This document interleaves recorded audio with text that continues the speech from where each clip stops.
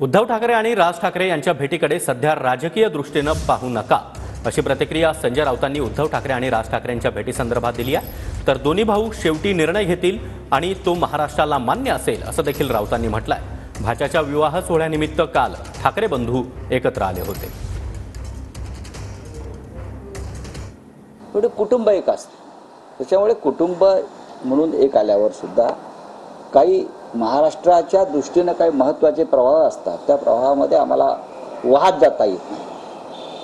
हा सुद्धा महाराष्ट्राने विचार केला पाहिजे। अर्थात शेवटी काय निर्णय घ्यायचा कोण, हे उद्धव आणि राज ठाकरे हे दोन भाऊ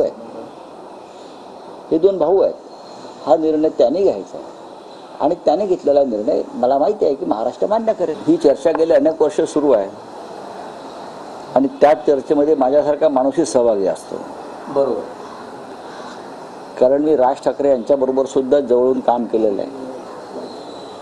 त्यांच्या आणि माझं अनेक वर्ष मित्रत्वाचं नातं राहिलं, त्यांच्या कुटुंबाशी राहिलं, त्यांच्या वडिलांशी राहिलं,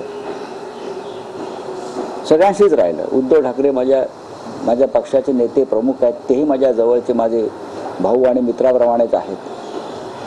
काल दोन भाऊ एकत्र आले, याचा नक्कीच महाराष्ट्राला आनंद होतो।